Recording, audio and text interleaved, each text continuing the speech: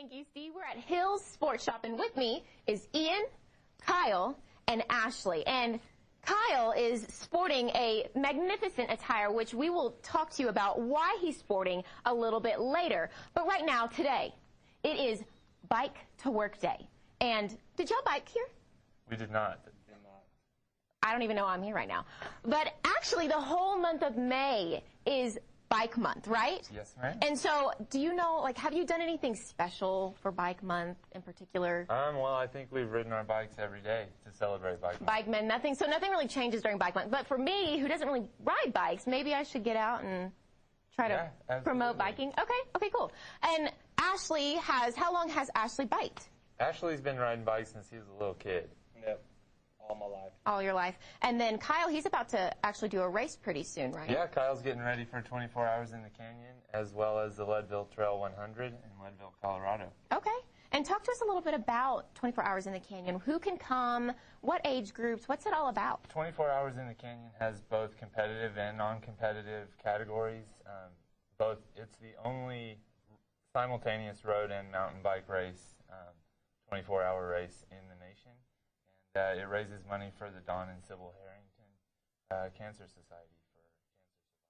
Well, and Ashley was telling me that, so you don't literally bike a race for 24 hours, but you do laps, right? So you have team members, or you can do solo Exactly. events. There are a few crazy people who do 24 hours solo. That will not be me. But most folks will do it relay style. Okay. And just take turns riding laps. And it's also non-competitive. So if you want to have your kids come out or, you know, do something like that, that's an option as well. Exactly.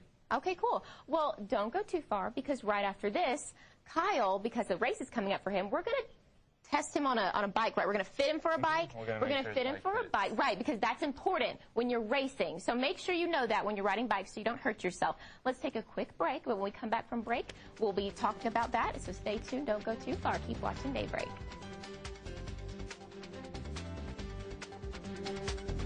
Courtney's out at Hills Bike Shop learning how to bike. Courtney, what's going on out there? Thanks, Steve. We're at Hills Sports Shop, and with me is Ian and Kyle.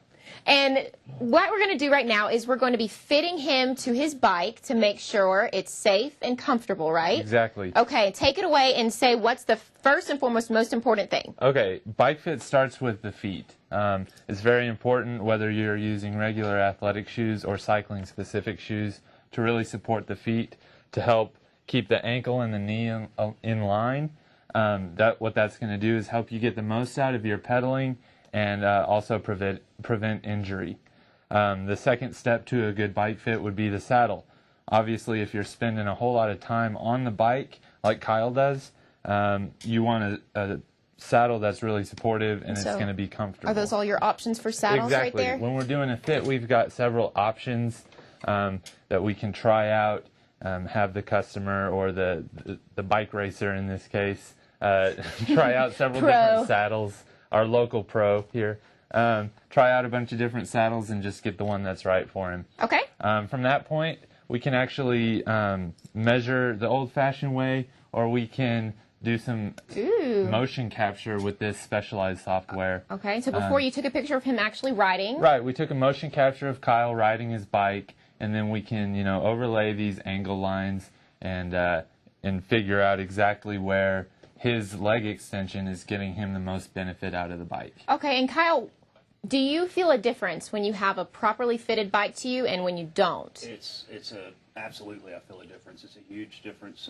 I would recommend anybody, from your recreational cyclist to the guys that are going out and racing, take time to come down here and fit your bikes. Okay. I mean, from how your saddle fits and how your nether region feels, everything, your feet.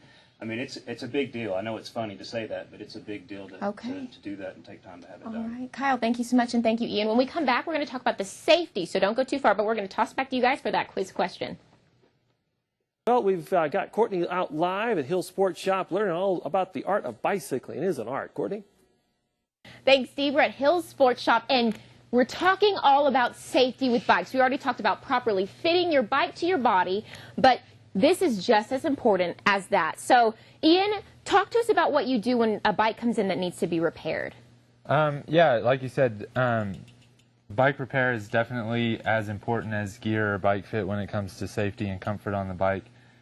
A couple of the things that we look for when a bike comes in for repair is that the tires are in good condition and that they're properly inflated, that the gears and the brakes are working, and just that everything's running smoothly and there's not any major issues with the bike. Okay, and Ashley, have you seen, because you do some repairs as well. Yes, ma'am. Have you seen any kind of shaped bike? I mean, can you bring in your bike that's completely beat up and have y'all repair it? What are the precautions we should take in order to bring our bikes back?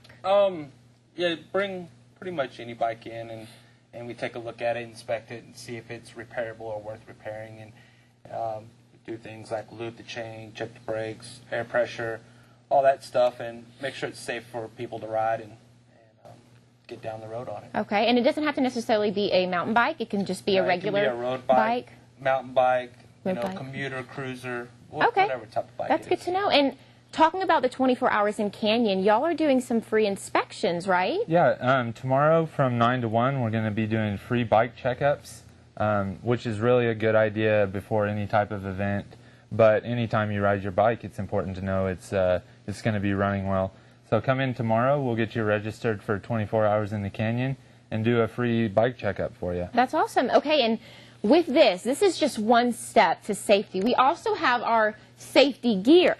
So talk to us about the safety gear we need in order to keep ourselves safe on the bike and all that stuff. Well, as you can see, a lot of the safety gear is high visibility. You definitely want to be visible when you're out there riding. You don't want to have people sneaking up on you.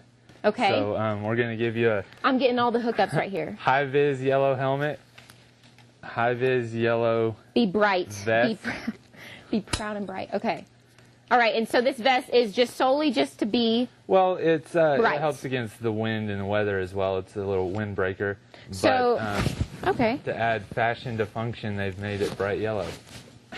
I say it's pretty fashionable. So this is good for summer and winter. Is this the kind of jacket that's used for that? It's all year round type of thing, and again, no one's gonna not see you when you're out there riding. Are you sure? Yeah. Okay, and what else do we have here? We have bicycle lights. You want to use a tail light and a headlight. A lot of them blink, so it's good visibility for cars coming up behind you. Okay. Seeing you from a distance. They have flash mode, different modes. Also, there's headlights that light up that either flash or you can have it solid to where you see in front of you or be seen by cars, or you can add flags and such to your bike to increase your odds of being seen. I think I will be very much seen as of today. Okay, well, honestly, why would I put on all this if I can't ride a bike? So let me just say this. If you want to go live with Courtney Anderson, make sure to check out my Facebook page, Pro News 7's Courtney Anderson, or email me at canderson@KVII.com. I'm going to go driving around, and I'm going to go back to you guys. See you later. Ah! Oh my gosh! Oh!